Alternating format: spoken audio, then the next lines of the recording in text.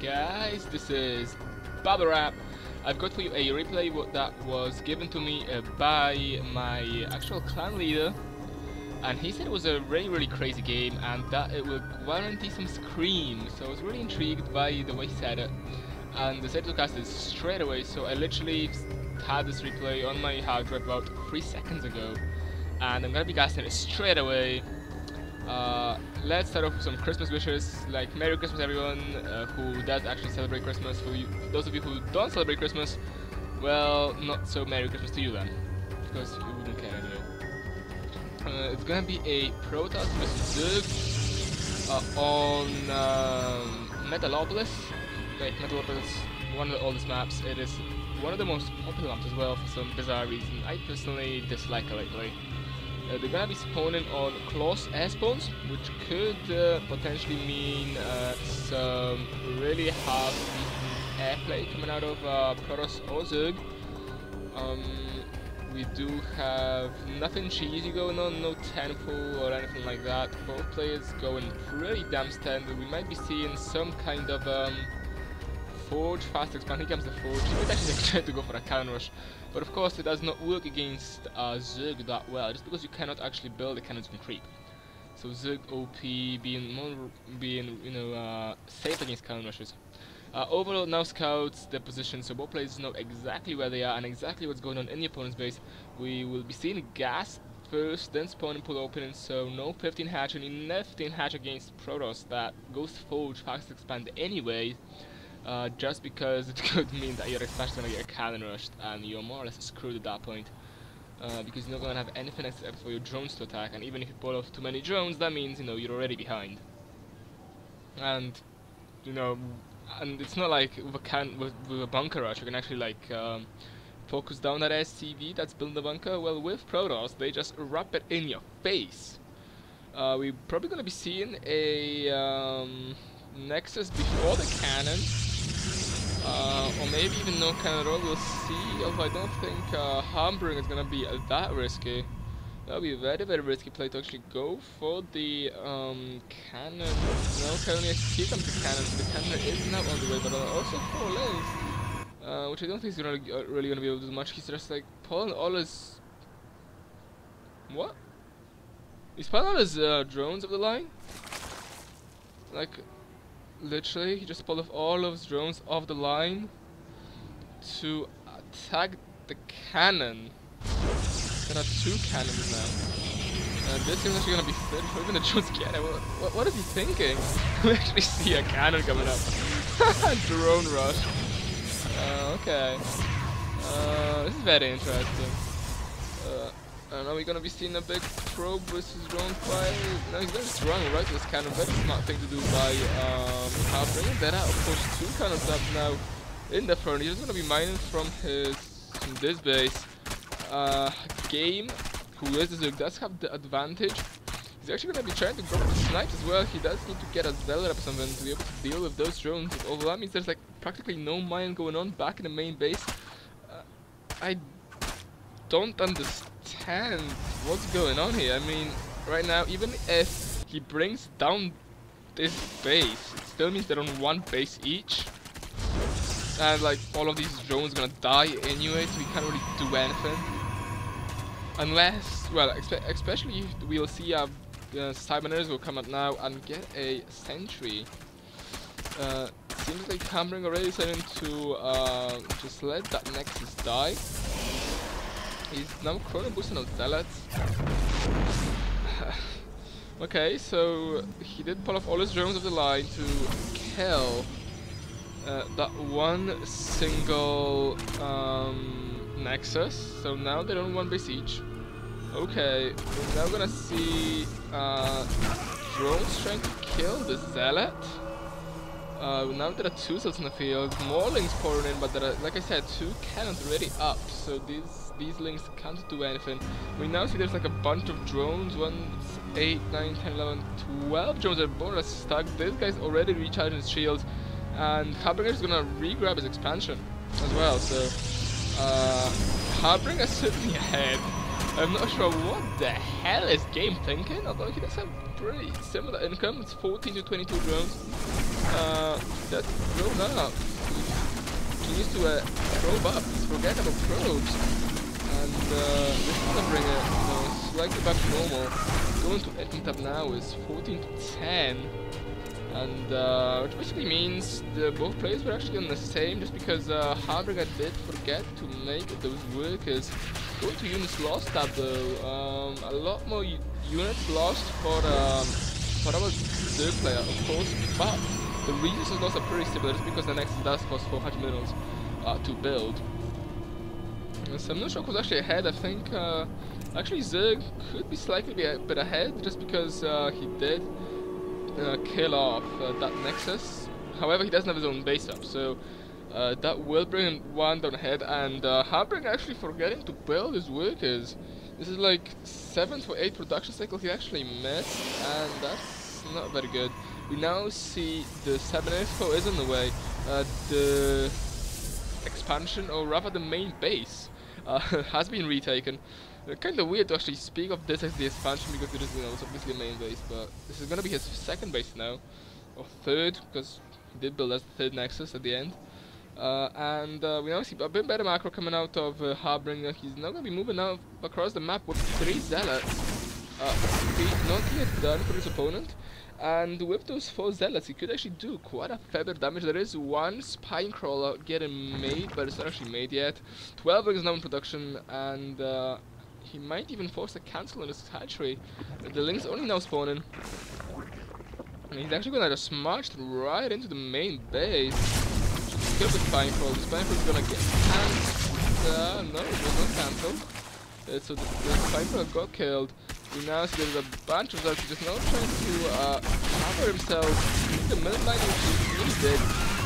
Very much positioning off those zealots is gonna get a lot of kills, and the main zealots really cost effective, although they did not do that much damage. There's now one stock who needs to get out of there, because there is three lings. Yeah, there are 3 lings on the field, and they could just catch that stalker off guard. Go to Edcom tab, 25 to 19, so Harbinger certainly ahead now in the economy. He's actually going to be going for a Stargate in the natural. I'm not sure if I quite agree with this. We should probably get rid of this overload here. We now see 2 more gears that he can actually see them. He does not see, I think, so he does not see this, he does not see this Stargate. He also sees that, like, random chrono boost, but he doesn't see the builders, we just see the chrono boost. You can only assume it is on the Rapgate research. That overall is gonna go down. That's a lot of lanes actually. For our Zerg player, if he sends them in, he could just counter the Stargate. But I really like the wall in by Harbinger. It more or less means that even if he does try to run in, he's got to go in for the cannons, and it's gonna cost him. He actually has to like wall himself off anyway. He's having to run all the way around here, then here, and it's a really long run. Although he's probably gonna be better off cancelling this pylon and going it here, just to force those lanes to go for the cannons. Cannons obviously very good against, lanes, surprisingly. Rather not surprisingly, of course. We actually see the links will now move in. No, they won't. He's just like dancing around, checking for the 3rd expansion.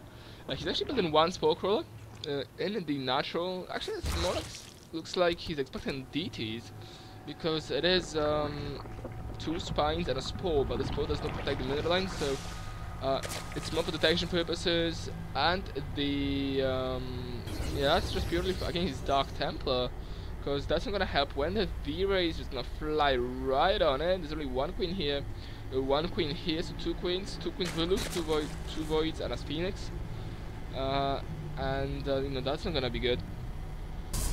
Now we're gonna see a Phoenix with just voids. So far we just see voids. We should see a fleet beacon coming out of Harbinger. So we might be seeing some carrier mothership rush, maybe. That would be quite the awesomeness. Very nice Christmas present from Harbinger. If he actually manages to actually, you know, decide to go for that mothership and slash carriers, would be really, really awesome. He's not actually upgrading his air units though, which I find rather strange. He doesn't have weapons or armor on the way at all. Excuse me, I am very, very tired. Yeah, he's just gonna be moving out. Actually, I'm not sure if I agree with revealing those void rays, but I do think I agree with them, although it is 39 to 51 workers, so Harbinger is miles behind in the worker count. We now see a second Spore Crawler. Did he actually see the Voids? He sees a Stalker, he sees the Sentries. I don't know if he actually saw the Void Rays, but he is building the Spore Crawlers, one in the main, one in the natural. And also Spine Crawler as well, so you're just like building a little defense. There's actually a random Baneling Nest. Okay, that was a misclick. He is meant to build more spines. There's a lot of spines getting constructed by our Zergy player. Now we see a Carrier and ground weapons 1. He's getting a Carrier and ground weapons 1. Okay, excellent. Very nice pylon placement here as well, just managing to wrap it in the low ground, making them a slightly bit faster than the enemy base. We see there are 2 Spine Crawlers. This Spore Crawler could actually be surprisingly useful. And there's a lot of Void Rays now. He might just destroy the Spine Crawlers without using them taking away the Zealot. That would be surprising. He should probably target fire that Spine Crawler. Is he gonna do it? No. He's gonna sacrifice the Spore Crawler. Yes, he is gonna target fire the Spore Crawler. That's gonna go down very, very fast. It's only managed to take like literally 2 shots at the V-Ray. And the Voids are now in the main base. They are fully charged, and bye-bye Queen. It's just gonna evaporate. There is just one Spore Crawler shooting at the V-Rays. The Queen actually managed to get away. She doesn't have enough for a transfuse, so Harbinger needs to really bring that down if he can, before the Queen just transfuses everything. For some reason, actually decides to fall back. He does should very easily just kill that. Very nice sniper on the front of the weakened Void Ray, although it does decharge the Void Ray. He's gonna try to kill the. It's gonna be actually pretty close. They actually managed to cancel that reason. He does really huge, but I think that's gonna go ahead. It's just about made. We now see this Pokémon is actually V-Routing, which wasn't the best idea. That's gonna go down instantly. One V-Ray getting maybe kill the Infestation Pit. No matter. Yes, we now see this counter attack on third, and third base it might actually go down. There's a lot of links here. What defense does he have? He only has a few links. There's only a few links, so he could potentially try to destroy with that. He also has a Carrier, so that would certainly manage to take out with those. One Void Ray actually died, and second one is really close there as well. I'm gonna target by this morning.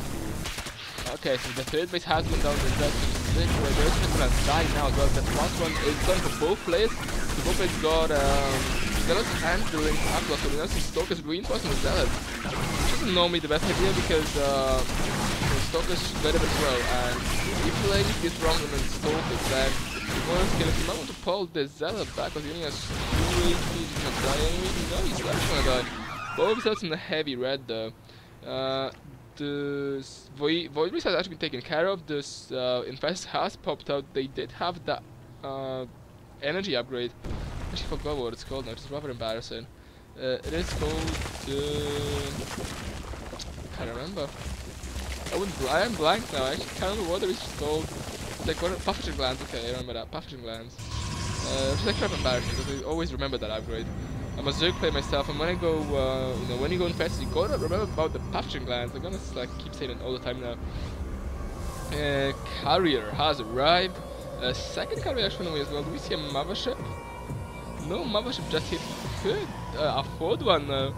Press the M button, you know you want to. That's gonna make it awesome. I'm gonna go to units last because that was like surprisingly a lot of action going on, and it's actually like dead even. The Protoss actually lost a few more resources going to Aircom tab. Pretty even. Well, Zerg normally has more workers anyway, but it's only 11 difference, and both players actually getting the thirds up. So surprisingly, Zerg is ahead. He's actually gonna be grabbing his 4th base as well. I'm rather surprised to see why it's here and not at the gold. A lot of players do like to grab the gold before these 2 bases, although if you can protect this base, you can also get that base as well. So it does depend on the amount of, you know, that's how you actually defend your bases. By the way, if you want to know what this is my Mumble channel. I am on the VF Mumble channel, just talking to my Korean brother Ultimate, and he just asked me where am I. But I can't really talk to him right now. Actually, I might just say that I'm casting Ultimate. I am casting right now. You're like live on on the cast, so say hi to everyone, even though he won't be able to hear you. Hey guys. He did say hi, guys, by the way. So yep, I should have probably left the channel, but InfHarbinger just told me I have to cast this now, so I did, without even like leaving my mumble channel. So a lot of defense actually coming up. Spore and Spine Crawlers are like on the third base. Cannons and actually 2 gateway cannon wall, and really popular on this map. Actually, normally sometimes see just 3 gateways with the cannons, which is a bit stronger, but rather interesting choice. Our Protoss player is gonna go for heavy air. He has 3 carriers out, 4th carrier out already, but he's not making weapons. I think he actually is going for upgrades. He did have the +1 armor and +1 attack, but he did not actually make any air upgrades whatsoever, and he's not going to be adding a 2nd gateway. He's also going to be just like throwing those carriers like crazy. What's the game's response to this? I mean, he doesn't have a Hydra, then he does have Infestation Pet, and he's building an Evo Chamber, so he's going to be working on double upgrades, but he doesn't have like a Spider or anything, so he's just going to be trying to come this with Ling Infestor Roach. And Ling Infestor Roach generally loses to Carrier, Sentry, Zealot, Immortal with shield upgrades. So that's generally how it goes. We now see there is a bunch of Infestors. They do have Burrow. He could just try to walk in this base. Although the very fast army of InfHarbinger, and yes, that was pure sarcasm, should not be able to defend this. I mean, he's just gonna like run, and he's gonna see the cannon by buildings. He's not gonna be able to go in there at all. Does he have a robotics facility to actually build some observers? I do not think so. So those infestors could actually prove to be very, very pesky. Now we're gonna be seeing cannons on pylons for now. I would be expecting to see some detection cannons around the midline. He is supply blocked at 142. He's just gonna be trying to macro up like crazy. On the other side, we see a lot of roaches again produced. I'm not sure if roach is gonna be the best response to carriers though. Is he gonna make a mothership though? I really do wonder. The mothership is still not in production. I really would love to see a mothership. He's actually made a robotics facility though now, so he is gonna be working on Warp Prism. I'm pretty sure I've seen an Immortal, so I just totally did not see that robotics facility. So he could actually make observers. Going to unit stab, there are no observers except for one, which is here, and that one was not gonna really help much. We now see infested Terrans, so that's a lot of infested Terrans. The Warden is gonna go down. There are only 2 Terrans to defend this, and 1 Zealot is gonna get totally evaporated. There are no upgrades, but these infested Terrans with surprisingly high DPS. I think they actually outdo Marines. So that's kind of funny. Infested Terrans actually outdo Marines, and people say Marines go crazy DPS anyway. Are we gonna see how we're gonna actually defend the 3rd, or is it just gonna let us do gateway die? I know. Pylon! You cannot. Oh, that is gonna make a pylon wall. Which is gonna actually help the opponent. The Terrans just like looked at it. Oh no, it's a pylon, and just randomly died. I just love how they like randomly time out. It's awesome. InfHarbinger is not supply blocked. He is making the Mama ship, and the Mama ship is in the main base. It's 4 base Zerg to 3 base Protoss though, so we should be looking to crush his Zerg opponent pretty soon, because so far he is more than able to do it. He's got 4 carriers, a pack of Stalkers, some Zealots, no charge, no blink. Yes, actually that does have blink, so that's gonna be really handy. We now see the Neural Parasite, but there isn't like that many Infestors. There's only a pack of Infestors, so if he targets fire the Infestors, that would be quite huge. We now see carriers getting produced in 2. You really should get that air weapons 1 though. You normally can get like air weapons 2 before you even get your first carrier out. Funny enough, drone wave 23. Oh my god, he's at 54 and he's gonna be making 26 drones. Wow, that is crazy, Magnus. We're gonna have them rallied all over that as well. So he's now sitting on the comfortable, the comfortable 80 drones mark. So he's now just gonna be going apeshit on his army, and if Harbinger does not move out soon, he's gonna be in a lot of trouble. He is making the mothership though, so that should mean he's gonna attack when that's done. However, there's a little trick that you can do to just scout the mothership without even making detection, and it's called an infester. You just neural parasite the mothership and actually cloaks, and you can just cast vortex and stuff, so it's really awesome. We now see 4 carriers, 2 more carriers in the way. He might want to chrono boost those. Justice has come, but he has a lot of chrono boost. Let's just see how much chrono boost actually have. He does have them all on hotkey 4. 100 chrono boost. That's 4 chrono boost, 5, 6, 7 chrono boosts he's got, and that will really help to get those carriers out a lot faster. So Cloakenfield, now he's gonna be making an observer just in case his mothership goes down. I suppose he's got one here ready. 5th base going up for a game now though. But now the Protoss boat is actually moving up. Is Harbinger gonna grab his 4th? Doesn't seem like he's going to. He is gonna get Protoss air weapons 1 now, just 25 minutes in. I absolutely agree with this, although they should have been done very much earlier. We now see Corruptors. I think Great Aspire is not done yet. He does have the high, but he doesn't have the Great Aspire, so he's not gonna be going for Broodlords. But of course, carriers are really prone to Broodlords actually, so to Corruptors. I don't know why I said Broodlords. He needs to get this carrier going, and I think he should be able to move out. Now Great Aspire's on the way, 9 Corruptors. I think Harbinger's waiting just for way too long. We're gonna be seeing some War Prism harassment, although he's like nearly max, so it's gonna be like literally one Zealot's gonna be sent there. To his doom, if there are any links around, he is gonna be going against a drone wave. Sounds rather scary. Actually, he's going to go for a Dark Shrine as well, so I'm not sure what he's gonna be thinking. We now see Mothership, Carrier, Observer, Sentry, Zealot, Blink, Stalker composition. And that's doing surprisingly well. He's just slashing away at the drones. He does have the 1 armor, so the drones actually don't do that much damage. But the drones do have plus to attack armor, so they didn't take that much either. So you can see, like, no drones actually went down, I don't think.